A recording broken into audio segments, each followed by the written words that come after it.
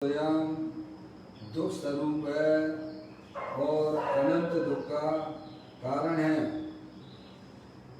ऐसी मोहराग देश रूपी अपवित्र पर्याय का अपनी आत्मा में से उसका अभाव करना और सम्यक दर्शन ज्ञान चारित्र रूपी निर्मल पर्याय, पवित्र पर्याय, मोक्ष मार्ग रूपी पर्याय प्रकट करना, जो स्वयं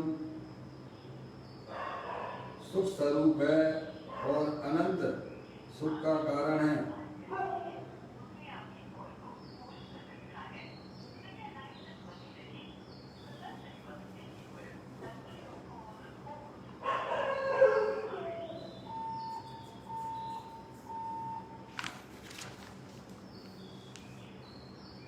देखिएगा, इसकी चर्चा आचार्य भगवंतों ने एक एक गाथा, एक एक टीका और कलश के माध्यम से हमें अपने आत्मा के स्वरूप को समझाया है। अपनी जो आत्म वस्तु है वह परद्रव पर भावों से भिन्न है और अपने ज्ञानादि अनंत शक्तियों सहित तीनों काल विद्यमान वस्तु है। ऐसे ज्ञायक प्रभु परमात्मा का माँ जनवाणी माता के द्वारा ज्ञान करके, श्रद्धान करके उसमें ही अपनी पर्याय को मग्न करना, इसे ही अरियंत परमात्मा धर्म कहते हैं। उसकी चर्चा आचार्य भगवंतों ने एक एक गाथा, कलश और टीका के माध्यम से हमें आपको समझाई है। देखें, यहाँ पर व्यवहार चारित्र अधिकार चल रहा है। बेटू आया तो फोन लगवा रहे। यहाँ पर मूलराज की 28 मूल गुणों की चर्चा है, जो 64वें नंबर की गाथा में आदान निक्षेपण समिति की चर्चा यहाँ पर आई है। उसका अपना यहाँ स्वाध्याय चल रहा है। गाथा का प्रारंभिक पाठ करते हैं और उसके बाद उसको आगे अपन समझने का प्रयत्न करेंगे। पुस्तक कमंडल आदि निक्षेपण ग्रहण करते यति होता प्रयत परिणाम वह आदान निक्षेपण समिति। क्या कहते हैं? पुस्तक कमंडल आदि लेने रखने संबंधी प्रतन परिणाम वह आदान निक्षेपण समिति है। क्या कहा? पुस्तक कमंडल आदि, आदि में पीछे लेना, लेने रखने, सुन लेंगे आप, संबंधी प्रतन परिणाम, प्रतन परिणाम में क्या लेना? सुख परिणाम लेना है, वह आदान निक्षेपण समिति है। यानी मूलराज की पर्याय में जो शुभ राग की उत्पत्ति होती है वह जो है व्यवहार से आदान निक्षेपण समिति है। और निश्चय से तो अपना वह त्रिकालिक ध्रुव भगवान आत्मा जो तीनों काल विद्यमान वस्तु है उसको अपना जानना, उसको अपना मानना और उसमें ही अपनी पर्याय को मग्न करना, वह निश्चय से आदान निक्षेपण समिति है। ये चर्चा यहाँ पर इस प्रकार की चल रही है। अब देखिएगा, अपनी चर्चा को आगे बढ़ाते हुए प्रवचन रतन चिंतामणि ग्रंथ के माध्यम से आप निकालिएगा 149 देखें 149।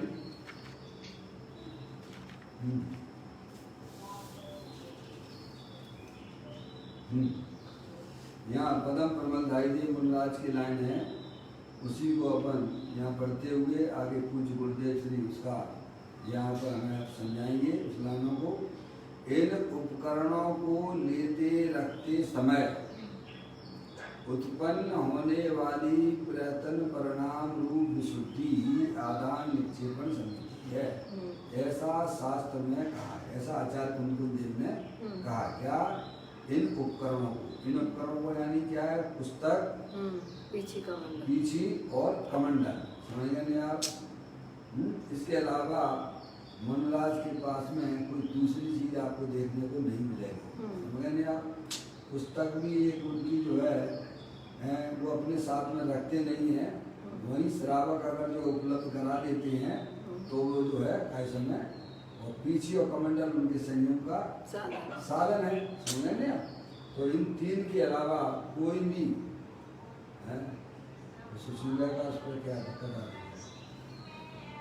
चल नहीं रहा देखो, सुशीला नहीं है इस पर, और कोई है?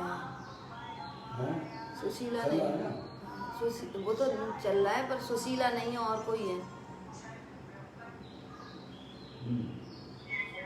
जय जगन चल रहा है, स्वाध्याय चल रहा है। फेसबुक पे आना तो फेसबुक पे आ जाए आप, और नहीं तो इसी पे सुनना तो इसी पे सुनना। देखिएगा क्या बात चल रही है अपनी यहाँ पर। बात ये चल रही है कि मुनराजों के पास में तीन चीजें देखी जा सकती हैं, इसके अलावा कुछ नहीं देखेगी। एक तो है पुस्तक शास्त्र, दूसरा उनके पास में पीछी, और तीसरा जो है कमंडल है। कमंडल आदि जो है वो जो है दीर्घ शंका लघु शंका के लिए और अपनी शुद्धि के लिए, समझ गए आप, वह अपने पास में उनके पास रहता है। और पीछी जो है उनके द्वारा रखने उठाने में किसी प्रकार की जीवों की विराधना ना हो, यानी इस प्रकार का उनको रक्षा का परिणाम रहता है। समझे? और पुस्तक जो है अभी उनकी पर्याय में जिनवानी, उनकी पर्याय में अभी पूर्ण स्थिरता प्राप्त नहीं हुई है क्या, तो इसी का अवलंबन लेके वह आगे बढ़ते हुए क्या समय, समझे ना। बस इसके अलावा उनके पास चौथी कोई चीज़ नहीं मिलेगी। समझे ना। व्यवहारिक दृष्टि से अगर अपन को मुनराज को पहचानना है तो ये है, समझे नहीं आप। इसके अलावा आप स्वयं समझदार हैं, आप समझिए जिनवाणी माता तो ये कहती है, ठीक है। देखिएगा, इन उपकरणों को लेते रखते समय उत्पन्न होने वाले प्रयत्न परिणाम रूप विशुद्धि ही आदान निक्षेपण समिति है। क्या इन तीन उपकरणों को लेते रखते आदान निक्षेपण है ना, लेते रखते समय उत्पन्न होने वाले प्रयत्न परिणाम यानी अंदर में आत्मा की पर्याय में कुछ शुभ परिणाम होता है। समझेंगे आप? है तो उस परिणाम रूप विशुद्धि ही है आदान निक्षेपण समिति है। देखिए आप, वहाँ शुभ परिणाम जो विशुद्धि है ना, समझ रहे, विशुद्धि शुभ भाव नहीं आती है, तो वो नीचे उल्टे बोलेंगे, यानी समझेंगे आप, उसको भी देखेंगे। कहते हैं प्रयत्न परिणाम रूप विशुद्धि, प्रयत्न परिणाम रूप यानी शुभ भाव रूप विशुद्धि। क्या करना? प्रयत्न परिणाम रूप विशुद्धि है, समझ गए ना। तो प्रयत्न परिणाम रूप विशुद्धि ही आदान निक्षेपण समिति है, ऐसा शास्त्र में कहा है। समझ गए आप? आप जहाँ भी देखेंगे आपको ये बात, आपको आदान निक्षेपण की समिति की चर्चा इसी प्रकार की मिलेगी, अन्य कोई दूसरे प्रकार से होगी नहीं। और जहाँ अन्य प्रकार दूसरी प्रकार से जिसने की है तो समझ लेना चाहिए वो मिलावट वाला काम है। सही बात। वो जिन्हें देव परमात्मा की वह दिव्य ध्वनि का कैसे में उसमें है वो नहीं है। समझ गए आप? ऐसा इतना आप समझ चाहिए।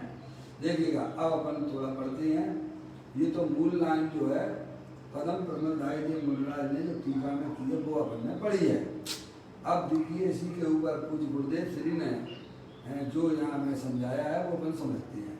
विशुद्धि अर्थात क्या? शुभ भाव है, समझेंगे ना। विशुद्धि अर्थात क्या? शुभ भाव। यह व्यवहार समिति की बात है। किसकी बात है? व्यवहार समिति। जहाँ राग की उत्पत्ति है वहाँ व्यवहार लग जाता है। समझेंगे आप?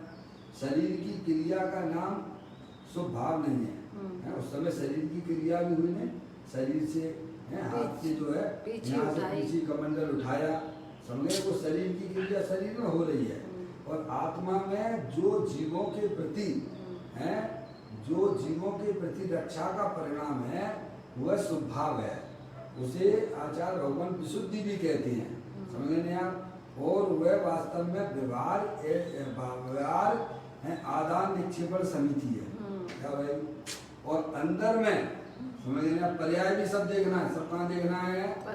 समझे? अंदर में जो तीन चौकड़ी कसाय के अभाव पूर्वक इतनी शुद्धता मुनिराज की पर्याय में प्रकट हो गई है, वह वास्तव में निश्चय से आदान निक्षेपण समिति है। और अगर अंदर में शुद्धता अगर प्रकट नहीं हुई है तो वो शुभ भाव केवल शुभ भाव ही है, लेकिन वह शुभ भाव व्यवहार आदान निक्षेपण समिति नाम प्राप्त नहीं करता है। क्या कहा भैया?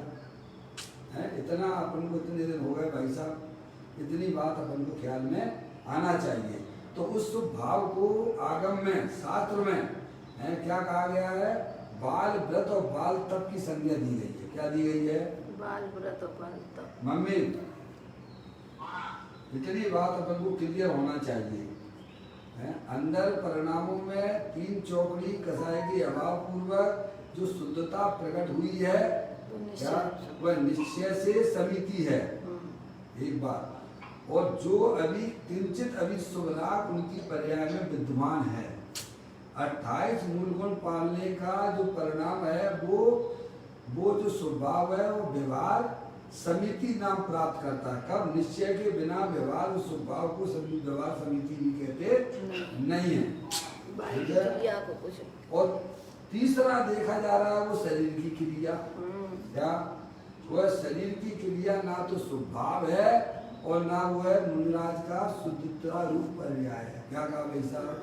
वो तो जड़ की क्रिया है। क्या है? जड़ की क्रिया। उससे ना तो आत्मा को कोई बंध होता है भैया, समझ गए नहीं आप? वो तो शरीर की पर की क्रिया है, समझ गए नहीं आप? उससे आत्मा को कुछ भी नहीं होता है। अंदर में अगर होने जाने वाली कोई बात है तो वो परिणाम में देखना चाहिए। हमें कहाँ देखना चाहिए? परिणाम है भैया। सारा खेल परिणामों में होता है, समझ में आए? शरीर की क्रिया तो पर की क्रिया है, समझ में आए भैया? अंदर परिणामों में क्या चल रहा है वहां से कैसे में ये बात हमें समझने की प्रयत्न करना चाहिए। क्या हमें समझ गए? लेकिन हमारी अनादिकाल से शरीर में एकत्व बुद्धि होने के कारण से क्या हमारी दृष्टि निरंतर शरीर के ऊपर ही बनी रहती है। क्या कहा? अंदर में अपने ज्ञान का परिवर्तन का अभाव होने से है भैया, शरीर में एकत्व बुद्धि होने से तो हमारी दृष्टि निरंतर कहाँ पर चलती रहती है? अपना भी देखते हैं तो शरीर की तरफ से देखते हैं क्रियाओं से, और दूसरे को भी देखते हैं तो शरीर की क्रियाओं से देखते हैं, जो कि हमारे लिए महा विपरीत कार्य है। ये भैया समझ में आया भैया? ये बात हमारी समझ में तीन प्रकार से आना चाहिए। पहले तो अंदर में जो शुद्धता प्रकट हुई है मुनिराज को उनकी पर्याय में, क्योंकि प्रत्येक आत्मा तीनों काल शुद्ध स्वरूपी है। कैसा है? पर द्रव पर भावों से भिन्न है। जब यह जीव अपनी ज्ञान का परिवर्तन अंतरोन्मुखी उपयोग के द्वारा है भैया आत्मा की तरफ करता है, तब वहाँ दो चीजें आपको मिलेंगी। क्या भैया? जानने के लिए एक तो वहाँ पर राग की परिणति मिलेगी, और अंदर में वह त्रिकाले ध्रुव भगवान आत्मा जो तीनों काल विद्यमान वस्तु है। क्या भैया समझ में आया? अंदर देखे बिना मोक्ष मार्ग प्रारंभ नहीं होता है। अब देखिएगा, इतनी बात अगर आपको समझ में आ गई हो तो धन्यवाद। आगे अपन पढ़ते हैं। कहते हैं विशुद्धि अर्थात शुभ भाव, यह व्यवहार समिति की बात है। पुस्तक को उठाना है और पीछे कमंडल को आदान निक्षेपण समझे, और अंदर में जो शुभ भाव है और तीन चीजें देखी जा रही हैं आपको। शरीर की क्रिया देखी जा रही है, एक परिणाम देखे जा रहे हैं, परिणाम देखे जा रहे हैं, और एक त्रिकाली भगवान आत्मा। समझ गए? और वहाँ त्रिकाली ध्रुव भगवान आत्मा है। अब इन तीनों में हम कौन है वो तो विचार देखिएगा, यह व्यवहार समिति की बात है। अर्थात ये जीव के परिणाम की बात है। क्या कहा गुरुदेव श्री ने भी इस बात को बोला? किसकी बात है? जीव के यह परिणाम, जीव के परिणाम की बात है, किंतु बाह्य की अर्थात जड़ क्रिया की बात नहीं है। क्या कहा भाई साहब? अनादि काल से हमारी ज्ञान की प्रवृत्ति बैरमुखी है। समझे? हम शरीर की क्रिया को ही वास्तव में धर्म समझे बैठे हुए हैं। ये हमारी बहुत बड़ी भूल है, बहुत बड़ी भूल है। समझ गए ना भैया? कभी भी हमने अपने ज्ञान की प्रवृत्ति अंतरोन्मुखी कभी हमने की नहीं है। इसीलिए वो अंदर का दोष और अंदर के गुणों का हमको पता पड़ता नहीं है। क्या भैया?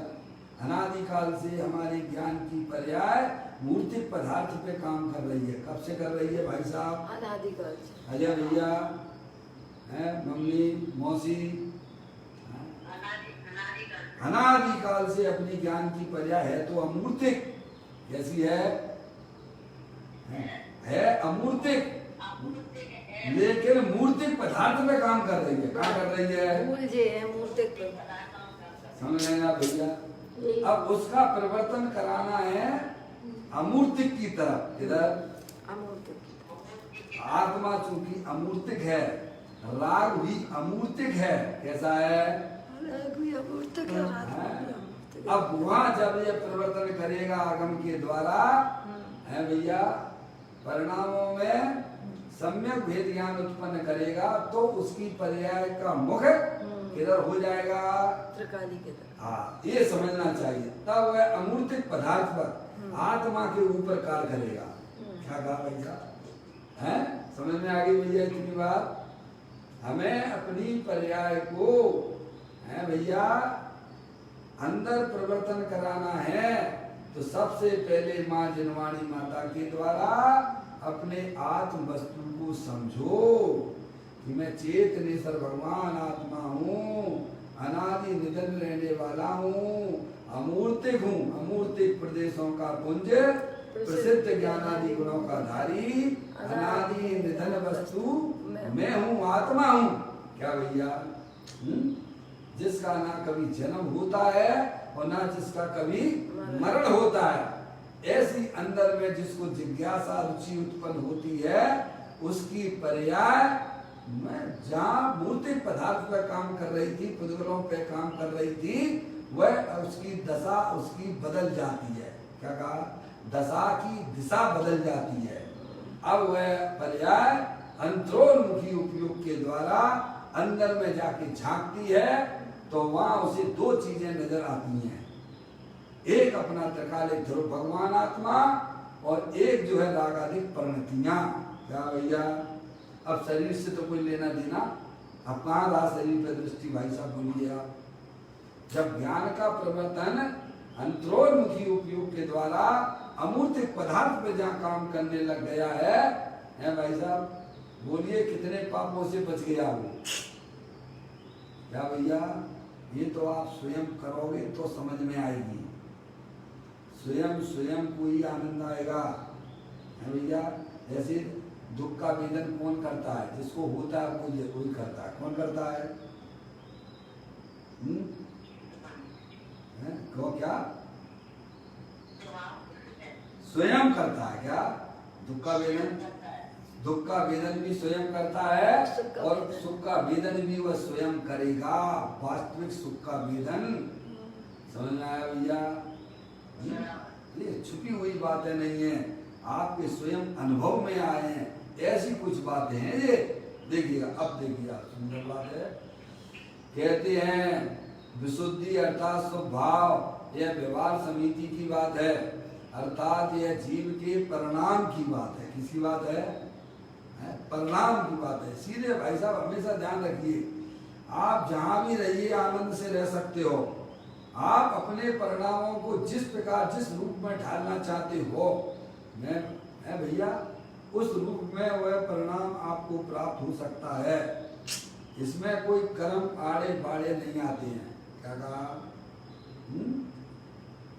सब आपके ऊपर है। संसार भी बनाया है तो यह जीव ने स्वयं अपनी अज्ञानता से बनाया है, पर की रुचि के कारण से बनाया है, और मोक्ष का भी ये जो है स्वयं इसका कर्ता धरता है। समझ में आया भैया? परिणति सब जीव की तीन बात वर्णी, एक पुण्य एक पाप एक राग भरणी। इसके अलावा तो परिणाम कुछ होते नहीं है। होते हो तो बताइए आप। या तो आत्मा की पर्याय में संकलित रूप परिणाम पाप रूप परिणाम होंगे। समझ में आया? निरंतर 24 घंटा पर का लक्ष्य करके पंच इंद्रियों में विषयों की कल्पना करके संकलेश रूप परिणामों की उत्पत्ति करेगा। एक बात।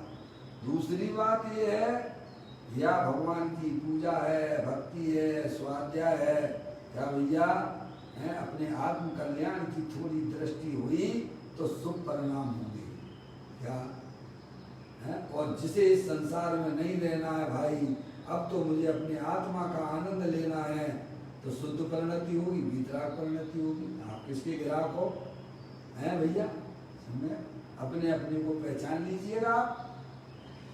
कहते हैं जीव के परिणाम की बात है, समझ नहीं आप, किंतु बाह्य की अर्थात जड़ क्रिया की बात नहीं है। डॉक्टर साहब है क्या? डॉक्टर साहब अशोक भैया ढुड़की। जैन दर्शन अत्यंत सरल है। जैन दर्शन समझना अत्यंत सरल है और अपने आत्मा का आनंद भी लेना अत्यंत सरल है। क्या कहा भैया?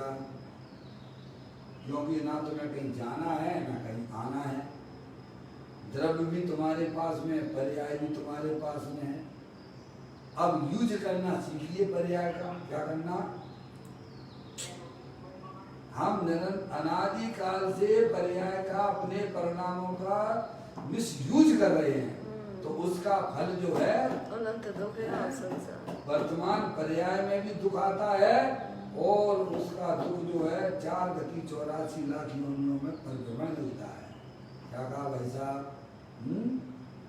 अगर हम उपयोग को परिणाम का सही यूज करना सीख जाएं, हैं, तो आपको आनंद लेने में कोई रोक नहीं सकता है। ऐसी कोई शक्ति आज तक नहीं बनी है जो आपके आनंद को रोक सके। क्या भैया? ऐसी व्यवस्था परिणामों के अंदर भी विद्यमान है। क्या भैया? ऐसी बात है। राजीव भाई है क्या? राजीव भाई, बहुत दिनों से राजीव भाई का नाम नहीं लियाते हो रहे क्या? राजीव भाई पता नहीं है, म्यूट कर लिया होगा। समझ आए? यह जीव के परिणाम की बात है भैया। किंतु बाह्य की यानी जड़ क्रिया की बात नहीं, बाह्य की यानी शरीर की। समझ गए आप अशोक भैया? बाह्य की यानी जड़ क्रिया की बात नहीं है। 3 चीजें हैं कि नहीं? आप ईमानदारी से बोलिए। सही बात है। शरीर है कि नहीं है? है। संयोग में शरीर है कि नहीं है? अरे हाँ ना तो बोलो। है। समझ में आया? संयोग में शरीर भी है और परिणाम है कि नहीं है आपके पास में? है। और परिणाम जिसके हैं वो द्रव्य भी है कि नहीं है? है। अब क्या बात है भाई साहब? दोनों के लक्षणों को पहचान लीजिएगा। समझ में आया? बस ये ज्ञान ये बताना चाहते हैं। अब ये अगर समझ अभी पैदा कर लोगे तो अभी से पर्याय में आनंद आने लग जाएगा, है? और नहीं करोगे रहना तो पड़ेगा ही आपको। क्या ऐसा नहीं है कि शरीर के नाश होने से हमारा भी जो है नाश हो जाएगा? ऐसी कोई बात आपको लगती हो तो आप मुझे बता दीजिए। आप आज 10 बजे भी ये चर्चा चलने वाली है थोड़ी, है? समझ में आया भैया? कहते हैं जीव के परिणाम की बात है, किंतु बाह्य की अर्थात जड़ क्रिया की बात नहीं है। यह उपकरण पर वस्तु है। उपकरण यानी कौन सी पर वस्तु है? शास्त्र, पीछी और कमंडल। समझेंगे आप? ये क्या है? स्व है कि पर है? पर वस्तु। पर वस्तु है नहीं? उपकरण पर वस्तु है, जड़ है। और यह जड़ की क्रिया जीव कर ही कहाँ सकता है? कर सकते हो तो आप बताइए। आप ये भाई साहब हमने मोबाइल उठा लिया। क्या उठा लिया? है मोबाइल उठा लिया। तुम मोबाइल उठा नहीं सकते हो। तुम में ऐसी कोई भी शक्ति नहीं है। क्या है? तो तुम अनंत शक्तियों के भंडार वाले, पर मोबाइल को उठा सको ऐसी शक्ति हमारे आत्मा में नहीं है। क्या कहा भैया? इस बात के रहस्य को समझने की कोशिश कीजिएगा। समझ लिया? ना तो हम पुद्गल की शक्तियों को जानते हैं और ना हम अपनी शक्तियों को जानते हैं। अगर हम पुद्गल ये मोबाइल या घर की क्रिया का कर्ता धर्ता अगर आप समझते हो, तो ना तो हम पुद्गल की शक्तियों को जानते हैं और ना अपन अपनी शक्तियों को जानते हैं, और यही अज्ञानता है। और अज्ञानता का फल तो देख ही रहे हो ना, है भैया? 4 गतियां 84 लाख योनियां हैं। कहते हैं जड़ की क्रिया जीव कर ही कहाँ सकता है, पर की सत्ता वाली वस्तु को लेना अथवा रखना यह कार्य जीव नहीं कर सकता है। समझ में आप? इसीलिए इस जड़ की क्रिया को करने का प्रश्न ही कहाँ है। यह तो मात्र मुनि को विकल्प होता है। क्या होता है? मुनि कौन है? आत्मा है कि शरीर है? आत्मा है ना, है? और तो आत्मा की पर्याय में है जो परिणाम हो रहे हैं, समझे? अब वो जो उठाने रखने की जो जड़ की क्रिया हो रही है, उसमें मनराज का भी परिणामों में कुछ हो रहा है कि नहीं हो रहा है? हो रहा है ना। अंदर कुछ परिणामों में होता है कि नहीं होता है? होता है। उनको रक्षा का परिणाम है तो शुभ परिणाम है। क्या? और जितनी उनकी पर्याय अपने ज्ञायक प्रभु परमात्मा से जुड़ी हुई है उतनी शुद्ध परिणति है। क्या भैया? और अशुभ परिणाम तो मनराज को होते ही नहीं है। भैया आगे बात समझ में? कहते हैं जड़ की क्रिया को करने का प्रश्न ही कहाँ है। यह तो मात्र मुनि को विकल्प होता है, जब तक उनको अपनी है पूर्ण वितराग दशा अनंत अवस्था प्रकट नहीं होती है, अभी उनकी पर्याय में थोड़ी सी अस्थिरता है, वह विकल्प विद्यमान है। नहीं तो पूरी ना हो तो अरियंत परमात्मा हो जाएंगे। क्या हो जाएंगे वे? हैं? तो कहते हैं यह तो मात्र मुनि को विकल्प होता है कि यतन से उपकरण रखना। यतन से यानी सावधानी पूर्वक। यतन का मतलब क्या है? सावधानी पूर्वक। और हम किचन में कैसे काम करते हैं मम्मी? यतन पूर्वक करते हैं कि आयतन पूर्वक करते हैं? तो आचार्य कुंद कुंद देव कहते हैं जीव मरे या ना मरे पर बंद होता है जब सांस से। किससे? अगर आप सावधानी पूर्वक, मैं तो आप बहुत कहता हूँ भाई साहब मंदिर जाना है, चिंता मत करिए, जाइए, अच्छी बात है, पर घर में किचन में भी उतना समय दीजिए, जल्दबाजी किचन में ना कीजिए। वह भी हमारे एक चंडाल योग का अंग है। आप जल्दी जल्दी करोगे, शाम को जाना है, अरे वहाँ जीप पड़ा हो तो वो तो उसका तो हिंसा हो गई ना भाई साहब, हैं? और फिर यह जीव मरे या ना मरे बंद होता है। कैसे बंद होता है? परिणामों की चंचलता हो रही है ना, उसी से तो चलता है ना सब कैस। कहाँ से चलता है बताओ आप हमें? क्या जल्दबाजी क्या कर लोगे मंदिर में जाके? आप ईमानदारी से बताओ। अरे आत्मा तो स्वयं मंदिर है ना, है? इससे बड़ा मंदिर दुनिया में देखने को नहीं मिलेगा आपको। तो नहीं है क्या भैया? है? आत्मा स्वयं मंदिर है, पर हम मंदिर नहीं समझते है ना, इसीलिए हमारे परिणामों में कितने विचार जैसे परिणाम हुआ करते हैं। क्या कहा? जब आप आत्मा को मंदिर समझने लगो, जैसे मंदिर में अपन जाते हैं ना, मंदिर में कभी विचार जैसा परिणाम होता है क्या? अरे बोलो अजय भाई। और होता है तो मंदिर में कभी अपने विचार जैसे परिणाम होते हैं क्या? नहीं होते हैं ना।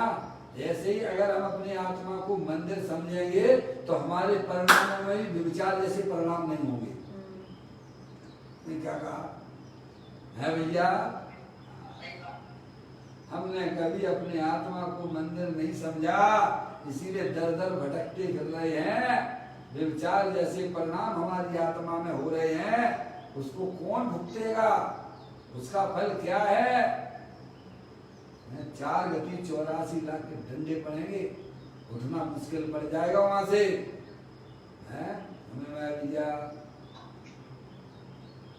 तो यहाँ यह कहा जा रहा है कि यह तो मात मुनि को विकल्प होता है यतन के उपकरण रखना लेना, देखना यतन पूर्वक लिया, यतन से। यतन शब्द बहुत बढ़िया सुंदर है। यतन यानी सावधानी पूर्वक। यतन का मतलब क्या है मौसी? सावधानी पूर्वक। सावधानी, देखो है सावधानी। मुनराज जो है शास्त्र भी पढ़ते हैं ना, तो मार्जिन करके क्या उठाएंगे तो पहले वो पीछे से क्या करेंगे? मार्जिन करते हैं। क्या करते हैं?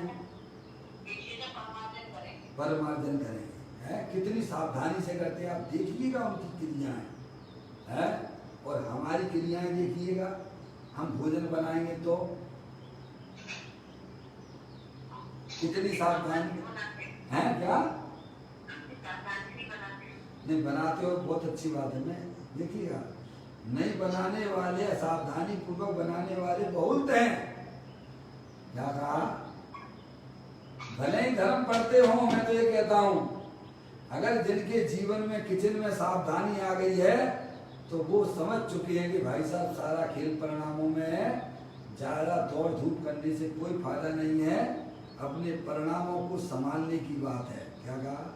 ये सर्वज्ञदेव परमात्मा ने कहा है, ये योगेंद्र महाराज ने कहा है, योग सार ग्रंथ में कहा है, 14वें नंबर की गाथा में कहा है। क्या भैया? हे योगी परिणामों में, बोलो आगे क्या? हे योगी परिणामों में ही बंध है, परिणामों में ही, और परिणामों में ही मुक्ति है। इसीलिए तू परिणाम को पहचान। किसको पहचान? परिणाम। आत्मा को तो नहीं कही है ना। जब तू परिणाम को संभालने जाएगा तो आत्मा तो अपने आप समझ गई। क्या कहा? और आत्मा परिणाम से कोई भिन्न थोड़ी होती है। होती है क्या? है? समझ? बहुत सुंदर चर्चा है भाई साहब, जिंदगी में कभी हमने सुनी ना हो। ऐसी चर्चाएं आगम में भरी पड़ी हुई है। कहते हैं, देखिएगा, कहते हैं यहाँ यतन से उपकरण रखना, यानी सावधानी पूर्वक उपकरण रखना लेना, इस विकल्प को विवाह समिति कहते हैं। जहाँ सावधानी पूर्वक कार्य किया जा रहा है वह नियम से शुभ भाव होता है। क्यों यतन से क्यों कर रहे हैं? क्योंकि हमारे द्वारा किसी जीव की हिंसा का परिणाम ना हो जाए, हमारे द्वारा किसी जीव के विराधना ना हो जाए, तो ऐसा जिसके परिणामों में चल रहा है तो नियम से वो शुभ विकल्प है। क्या है वो? शुभ विकल्प। समझ रहे आप? अजय भैया, शुभ विकल्प है वो, क्योंकि उसमें जो यत्न किया जा रहा है वह सावधानी पूर्वक है। उस परिणाम में जीव की रक्षा का परिणाम है। क्या भैया? उसे शुभ विकल्प कहते हैं। और जिसमें इतना है छोड़ो, कैसे है, जल्दी जल्दी फटाफट फटाफट फटाफट फटाफट फटाफट। अरे भाई क्या करते हो? है उसमें चाहे जीव ना भी मरे, क्या बनना, जीव ना भी मरे तो भी अयतनाचार का पाप का परिणाम जीव को लगता है। सही बात। मौसी है, उसमें जीव ना भी मरे, लेकिन हमारे परिणामों अयतनाचार पूर्वक क्रियाएं की जा रही हैं, वह नियम से अशुभ परिणाम है। किसी भगवान से पूछने की जरूरत नहीं है, भगवान ने हमें बताया है। क्या आगे बात समझ में इतनी है? तो इसीलिए यत्न पूर्वक करते हैं। क्या जल्दी क्या पड़ गया? अरे साहब श्रावक चले जाएंगे, जल्दी जल्दी पुस्तक से उन्हें बता दो। अरे जाते हो तो चले जाएं, हमारा धर्म हमारे पास में है, हम श्रावकों को देख के नहीं करते हैं। समझ में आया भैया? शांति का नाम धर्म है। परिणामों को ज्यादा चंचल करने का नाम धर्म नहीं है। देखो, यत्न से उपकरण रखना लेना, इस विकल्प को व्यवहार समिति कहते हैं। बाहर की क्रिया अर्थात पर वस्तु लेना रखना तो जड़ की क्रिया है। उस जड़ की क्रिया को आत्मा शुभ भाव द्वारा भी नहीं कर सकता। क्या कहा? एक नई बात आई, अंदर में शुभ भाव है इसीलिए जड़ की क्रिया ऐसी होती है, यह भी बिल्कुल नहीं है। वह परिणाम शुभ भाव का स्वतंत्र है और शरीर की क्रिया अलग है। उस शुभ भाव अंदर में होता है इसीलिए बाहर में ऐसी क्रिया होती है, ऐसा भी नहीं है। शुभ भाव के कारण से ऐसी क्रिया भी नहीं, ऐसी क्रिया शुभ भाव के कारण से नहीं हो रही है। देखो यहाँ लिखा हुआ आपके सामने पढ़ रहा हूं, उस जड़ की क्रिया को आत्मा शुभ भाव द्वारा भी नहीं कर सकता है। कर सकते हो क्या? नहीं कर सकते, क्योंकि शरीर है सुमेल है। मम्मी सुनो, सुमेल है कब है? बाहर की क्रिया आपकी पूरी हो रही है। एक था व्यक्ति यहाँ पर, ये आपके खनिया धारा के पास में, कौन सा वो है? गोलापुर में। मम्मी आपकी बात का मैं जवाब दे रहा हूँ। अरे एक वहाँ खनिया धारा के पास में गोलापुर है, क्षेत्र है, वहाँ पर एक व्यक्ति आया। वह व्यक्ति था चोर। कौन था? चोर था। उसने मूर्ति चुराने के लिए एक जैनी का एक चोला अपनाया। ब्रह्मचारी है, समझ नहीं आया कि मैं ब्रह्मचारी हूँ और मैं जो है अठपेरा पानी है, उबला हुआ पानी पीता हूँ और सूर्य अस्त के 48 मिनट पहले पीता हूँ है भैया। उसके बाद कुछ खाता पीता नहीं हूँ और फिर उसके बाद शाम के बाद फिर भगवान की भक्ति भी करता है और फिर सब पूजा भी जो भी बनती है वो करता है। ऐसे 8 दिन तक उसने किया। तो आप मुझे ये बताइए, उसके बाद वह पुजारी ने ऐसा जान के कि ये बहुत बड़ा भक्त है, जैनी है, और उसने उसे बाहर जाना था पुजारी को, और उसने उसको चाबी दे दी। क्या दे दी? चाबी दे दी। और उसने उसी दिन जो है रात में वो मूर्तियां वहां से गायब कर दी। तो 8 दिन जो उसने क्रिया की है जैनी के रूप में, तो आप बताओ कि उसको पुण्य का परिणाम हो रहा होगा कि पाप का परिणाम हो रहा? क्रिया तो बराबर वैसी ही है। क्या कहा? ये कोई जरूरी नहीं है कि शुभ क्रिया होने पर अंदर में परिणाम शुभ होवे। अब प्राय में क्या चल रहा है कि सब क्या मम्मी?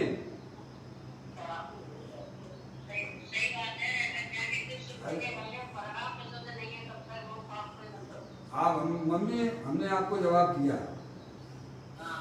आप समझ, ये कोई जरूरी नहीं है। क्या ये कोई जरूरी नहीं है? बाहर में शुभ क्रिया देखी जा रही है तो अंदर परिणाम शुभ हो गई है, कोई जरूरी नहीं है। क्या भैया? अंदर में बाहर से अंदर का कोई मेल मत बनाना। अंतर से क्या भैया? ये ऐसी कोई बात है, इसीलिए गुरुदेव श्री को ये बात यहाँ बताना पड़ी है। क्या देखो, शुभ भाव के कारण से वो शुभ क्रिया होती है, ऐसा बिल्कुल भी नहीं है। शुभ भाव के करता नहीं है उस क्रिया का। उस क्रिया का करता कौन है? निमित्त निमित्तिक संबंध तो है। क्या मम्मी? करता कर्म नहीं है। क्या? और उसको भी पढ़ना पड़ेगा अभिप्राय में क्या चल रहा है। समझे? ये सारी बातें बड़ी बहुत सुंदर बातें हैं। इसमें आप हाँ आप बताइए। इसीलिए देखो, अपन किसी को कैसे पहचाने? क्रियाओं के द्वारा भी नहीं पहचान पा रहे हैं। तो क्रियाएं कुछ अलग हो रही हैं, अंदर में परिणाम कुछ और चल रहे हैं। समझ गए आप? ये बड़ा ही सुमेल है। तभी तो कहते हैं पता ही नहीं चलता जी कैसे धर्मात्मा है, हाल अंदर में क्या कर रहे हो, बाहर देखो क्रिया ऐसी कर रहे हैं। क्योंकि ना जिसको अपने द्रव्य पर्याय का पता है, सही बात। मैं जहाँ तक समझता हूँ उसको वास्तव में अगर पता है तो उसका जीवन इस प्रकार का नहीं होगा। समझ रहे हैं? वो सिर्फ मायाचारी का परिणाम नहीं होगा, उसे मालूम है एक एक परिणाम का फल मेरे को भोगना पड़ेगा। यहाँ कोई भगवान करता धरता नहीं है। क्या कहा? ऐसी उसको पर्याय के प्रति सावधानी होती है, और जब पर्याय के प्रति सावधानी हो गई है वह नियम से समझ लेना चाहिए उस परिणाम में शुभ भाव का परिणाम ही होगा। क्या वैसा है? आपके परिणाम तो वैसा मुनिराज तो बहुत ऊंची भूमिका वाले हैं। सम्यक दृष्टि जीवों की पर्याय में भी है भैया, वो अनंत संसार का बंध नहीं होता है, जितना राग उतना बंध है, ये बात ठीक है। अनंतानुबंधी संबंधी राग, अनंतानुबंधी संबंधी राग टूट गया है। देखो बहुत सुंदर बात है, थोड़ा विचार करेंगे हम आप। उस जड़ की क्रिया को आत्मा स्वभाव द्वारा भी नहीं कर सकता है। समझेंगे आप? कौन सी पुस्तक को रखने उठाने की क्रिया स्वभाव के कारण से नहीं होती है, वह क्रिया स्वयं स्वयं हो रही है और स्वभाव उस समय स्वयं हो रहा है। क्या भैया? कर्ता कर्म का निषेध किया गया है। किसका? कर्ता कर्म का, निमित्त नामित्त। और हम क्या मान लेते हैं? नहीं, स्वभाव हो तो ऐसी क्रिया हो, बिल्कुल भी नहीं है। क्या भैया? कर्ता कर्म का निषेध है वहां पर, है नहीं भैया? उस जड़ की क्रिया को आत्मा स्वभाव द्वारा भी नहीं कर सकता, क्योंकि उस जड़ उपकरण का लेना रखना जड़ के कारण है। आत्मा को भले पूजा में बोलते जरूर हो, जड़ चेतन की सब परिणति प्रभु अपने अपने में होती है, और वहीं पर काय समय अपने को कर्ता माने भी बैठा हुआ। अब उसे प्रतीति नहीं है ना कि जड़ की क्रिया जड़ में हो रही है और आत्मा का काम आत्मा में हो रहा है, और शुभ के कार्य अपने आत्मा में वे अलग हो रहे हैं। क्या कहा है? सबको मिला दिया उसने कि मैं काय समय मैंने आज 2 पूजाएं की। कितनी पूजा की आज आपने? आपने 2 पूजा की है कि 2 पूजाओं को उस समय आपने जाना था, है भैया? जानने में उसे अच्छा नहीं लगता है। कुछ कुछ हमें उपलब्धि, हमने मेहनत की है ना। क्या मेहनत की है भाई साहब आपने? क्या मेहनत की है आपने? हैं? सबसे पहले तो आपने बैलमुख होके भगवान की पूजा करी। समझ में आई कि नहीं? उस जड़ की क्रिया को आत्मा स्वभाव द्वारा भी नहीं कर सकता, क्योंकि उस जड़ उपकरण का लेना रखना जड़ के कारण है। आत्मा को विकल्प आया, आत्मा को विकल्प आया, इसीलिए आत्मा उस जड़ उपकरण को ले अथवा रख सकता है, ऐसा है ही नहीं है। अंदर में जाके सब देखोगे तो सब समझ में आ जाएगा। है भैया? यहाँ विवाह समिति में अजीब की बात नहीं है। क्या कहा? इसकी अजीब की यानी शरीर की बात नहीं है, अजीब की यानी जड़ की, जड़ यानी शरीर। किसकी बात है? ये स्वभाव की बात है। किसकी बात है? परिणाम की बात है। विवाह समिति में किसकी बात है? परिणाम की है। और हम कहाँ से देखते हैं? यहाँ विवाह समिति में अजीब की बात नहीं है, परंतु विवाह समिति का शुभराग है। क्या? उसे ऐसा अजीब उपकरण निमित्त रूप होता है। बस इतनी सी बात है। मार्ग तो जो है वही होगा ना बापू, वह दूसरा कैसे होगा? यह भगवान द्वारा कथित मार्ग है, जिसे गणधर अनुभव करते हैं और इंद्र भी स्वीकार करते हैं। क्या यह कोई 200-500 मनुष्य मानते हो ऐसा मार्ग है? नहीं। यहाँ कहते हैं कि जब मुनिराज शुद्धात्मा की अनमोल दशा में से, किसमें? शुद्धात्मा की अनमोल दशा में, उस परिणति का क्या मोल है? जो पर्याय ने अपने गायक प्रभु परमात्मा का वर्णन किया है, उस परिणाम का जगत में कोई मोल नहीं है। वो आत्मा की संपत्ति है।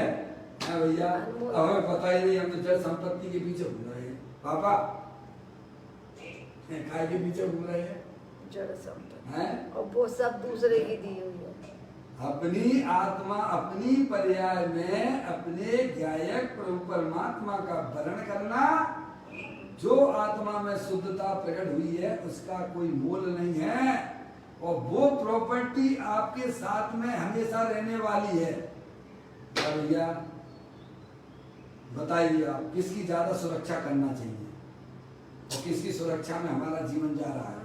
जो दूसरे के हाथ में, जैसे किसके पीछे हमारा जीवन जा रहा है हमें कुछ पता नहीं है।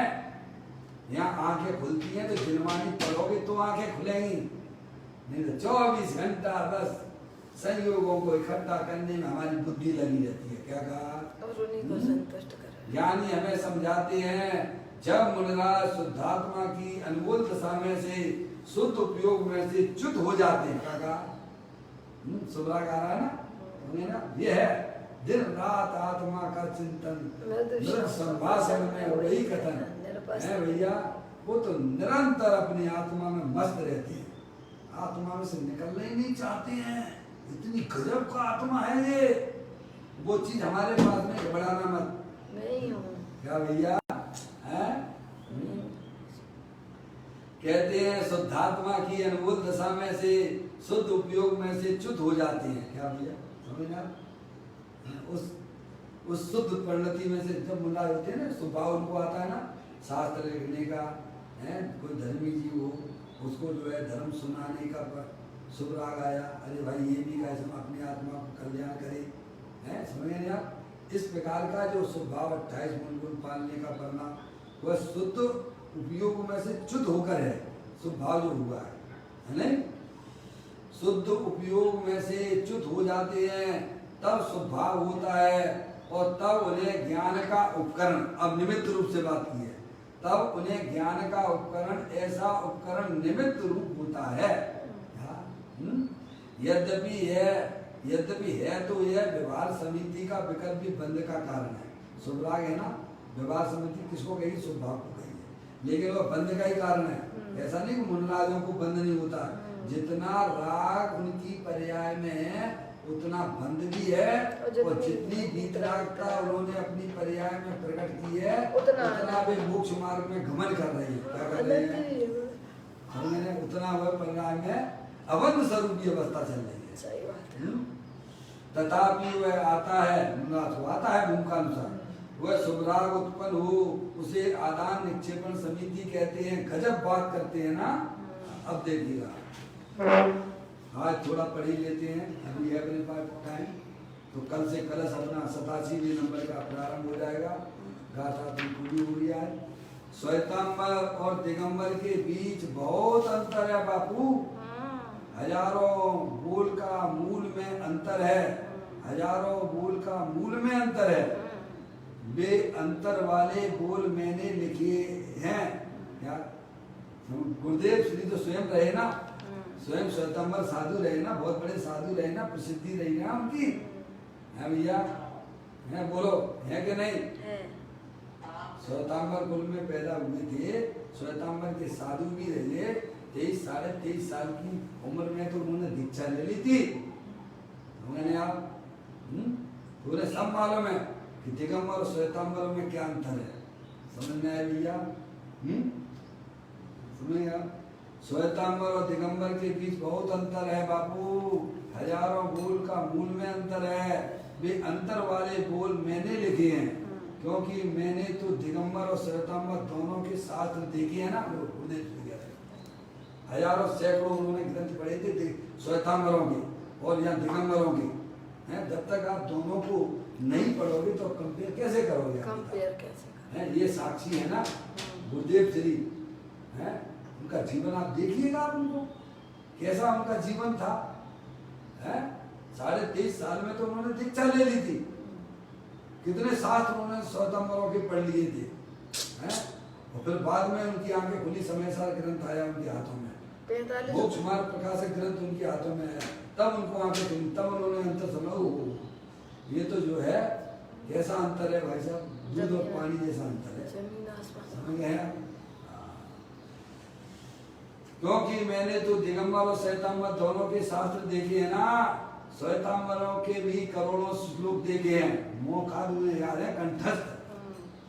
वे साधु के लिए वस्त्र पात्र ग्राह्य मानते हैं, वे ऐसा साधु मानते हैं, वस्त्र रखे पात्र रखे अपने पास में है? और कहते हैं कि हमारे साधु को वस्त्र पात्र होते ही हैं, किंतु वे उनके प्रति मूर्छा नहीं रखते हैं। होते तो है पर मूर्छा नहीं रखते, उनके ऐसा बोलते हैं बिना राग के। हो सकता है क्या? बोलो,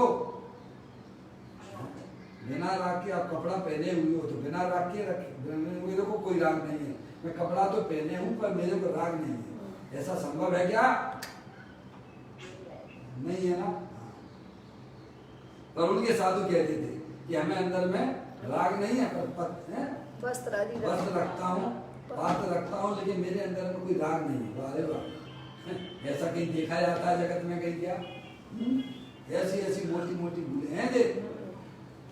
ये साधु के लिए वस्त्र पात्र ग्राह्य मानते हैं और कहते हैं कि हमारे साधु को वस्त्र पात्र होते ही हैं, किंतु वे उनके प्रति मूर्छा नहीं रखते हैं, ये भी लोग। परंतु भाई वस्त्र पात्र रहे है वह मूर्छा को ही तो बताते हैं ना, है? इसीलिए वस्त्र पात्र रखना किंतु मूर्छा नहीं रखना, यह परस्पर विरुद्ध बात है कि नहीं? आपको लगती है कि नहीं लगती है? आप तो बहुत समझदार पढ़े हैं भैया। हाँ, श्वेतांबर में बहुत अंतर अर्थात विपरीतता है भाई बापू। वह तो मजदूर जैसा मार्ग है। कैसा मार्ग है? मजदूर जैसा मार्ग है। यह किसी व्यक्ति के लिए बात नहीं है, परंतु ऐसा वस्तु का स्वरूप है। यह कहना है भाई, क्या हो सकता है? करुणा के शब्द हैं उनके, भाई कह के यानी करुणा के शब्द हैं। दुनिया को अच्छा लगे या ना लगे, सत्य तो यह है। अब देखिएगा अंतिम पैराग्राफ पढ़ा जा रहा है। कदाचित दुनिया को यह बात अच्छी ना लगे, परंतु क्या इससे सत्य बदल जाएगा क्या? है भैया, आपको अच्छी नहीं लगे तो सत्य का अस्तित्व खत्म हो जाएगा क्या? आत्मा आत्मा कुछ नहीं है, कोई नहीं आत्मा आत्मा, ऐसा एक नास्तिक मत वाला है क्या, जो आत्मा को मानता ही नहीं है। तो क्या आत्मा का अस्तित्व खत्म हो गया क्या? सत्य तो तीनों काल रहने वाला है ना भाई साहब। आपको मानने और नहीं मानने से सत्य को क्या फर्क पड़ने वाला है? मानोगे तो आपको उसका लाभ मिल जाएगा, और नहीं मानोगे तो अनादिकाल से ऐसे घूमते जा रहे तो घूमते रहना, जन्म मरण करते रहना, वर्तमान में दुखी होते रहना। दुनिया को यह बात अच्छी लगे, दुनिया को यह बात अच्छी ना लगे, परंतु क्या इससे सत्य बदल जाएगा? दिगंबर मत में आयान भंड मत निक्षेपण समिति नाम नहीं है, ये श्वेतांबरों में है, ठीक है? ये नाम नहीं है। आयान भंड मत निक्षेपण समिति नाम नहीं है, किंतु आदान निक्षेपण समिति नाम है। क्या कहा? उनके यहाँ ये नाम मिलेगा श्वेतांबरों में, आयान भंड मत निक्षेपण समिति है। ये दिगंबर ग्रंथों में ये शब्द नहीं मिलेंगे, यहाँ मिलेंगे आदान निक्षेपण समिति है नाम है। क्योंकि भंड मत अर्थात वासन, भंड मत का मतलब है, भंड का अर्थ क्या लिया? भंड मत, भंड में बर्तन बोलते हैं। वासन, भंड का मतलब वासन होता है ना, बर्तन है। आयान भंड मत ये उनके यहाँ मिलेगा, श्वेतांबर में मिलेगा आयान भंड मत निक्षेपण समिति है। तो भंड का मतलब होता है वासन, बर्तन। मुनि को कहा है, समझे ना? ये शब्दों में चेंजिंग हुई है, समझे ना?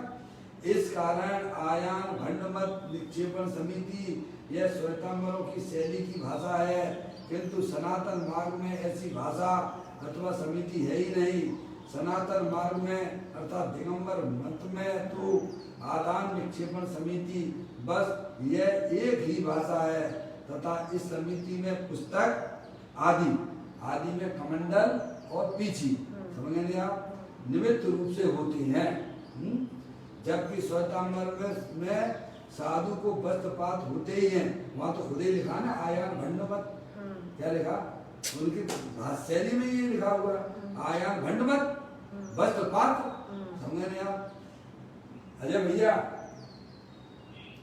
बहुत सीधा सीधा मार्ग है भाई साहब, कहीं कोई लफड़ा झगड़ा नहीं है। ऐसा कहते हैं, अरे वस्त्रपात वाले मुनि ही नहीं है, कहते हैं वस्त्रपात जो रखता है यहाँ मुनि, वो मुनि नहीं है, स्वयं वस्त्रपात रखे और अपने को मुनि माने वह तो मिथ्या दृष्टि जीव है। इस प्रकार से यह चर्चा आज हमने अपने यहाँ जो है 64 नंबर की गाथा और उसकी टीका के बारे में कुछ गुरुदेव श्री को तीनों को मिलाकर अपन ने पढ़ा।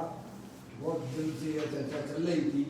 यानी आगे यहाँ पर अब कलश नंबर 87 है, पदम प्रबंधाई मुनराज का है। कल यह चर्चा अपन प्रारंभ करेंगे। अभी अपना यहाँ पर समय हो गया है। निज निज निधि निज में बताई, ये अनंत अनंत उपकार है, उसके लिए जिन वाणी मारो, वंदना सतवार है, वंदना सतवार है। 9 बार नमोकार मन।